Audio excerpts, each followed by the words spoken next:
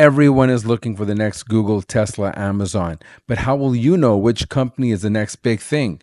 The 5 tips are linked to each other. Therefore, make sure you stay till the end so that you get the complete picture.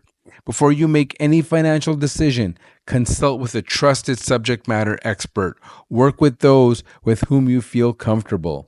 Number 1, follow the money. People who possess street smarts, book smarts, who are progressive and are trendsetters have the ingredients to become rich.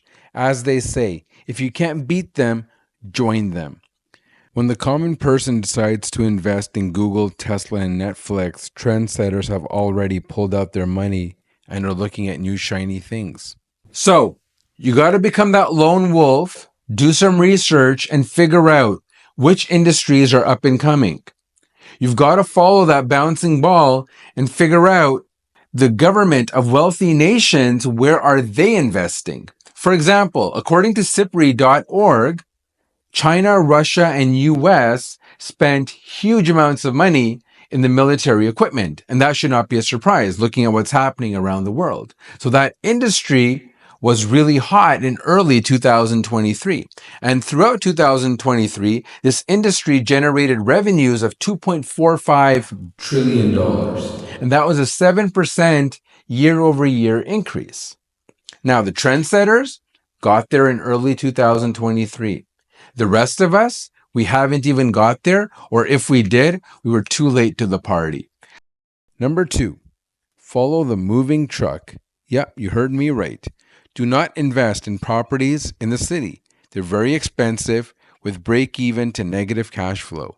Invest in areas that are being developed. New towns being developed are cheap. Infrastructure brings jobs. Jobs brings people. People bring cash. Cash brings investment. All the variables listed above will increase the value of your property. Again, you want to be the first one to the finish line.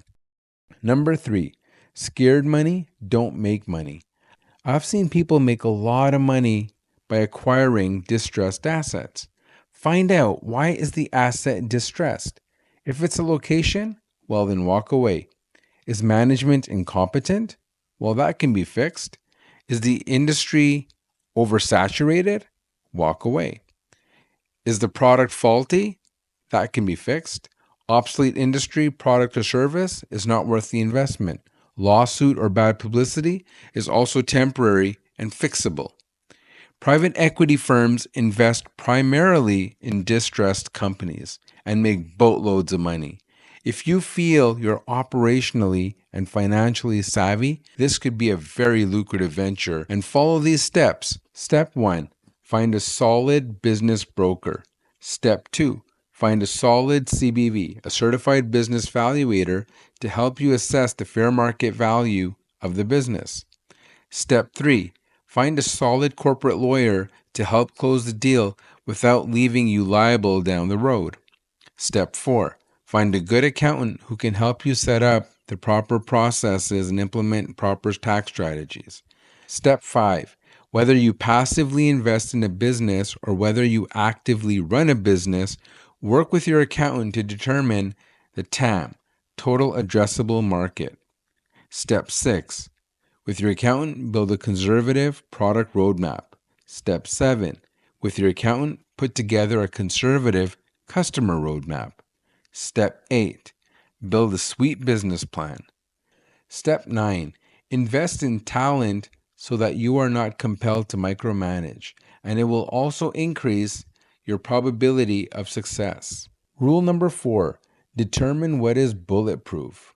Certain industries are more resistant to recessions and pandemics compared to others.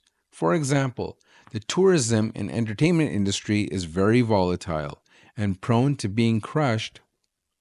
With an aging population, you may want to take a peek under the hood of a pharma company. Invest wisely without making emotional decisions. Rule number 5. The common theme in all 4 tips above is, in conjunction with solid research and deep understanding of economics and entrepreneurship, always buy low, known as the bear market, and always sell high, known as the bull market. So rule number 5 is bull market versus the bear market. If you can't beat them, you join them. Join that wolf pack so you start thinking like them. So you're probably starting to see a trend happening here. What often happens is that people jump onto a stock when it hits its peak because they have a sheep mentality and they follow the herd. And like I said earlier, scared money don't make money. Always surround yourself with subject matter experts. Do not think you have a PhD in everything just because you're good at scrolling up and down on your phone. And listen, if you're not hanging out with subject matter experts, it's time for you to change your crowd. And remember, it all starts with a simple conversation.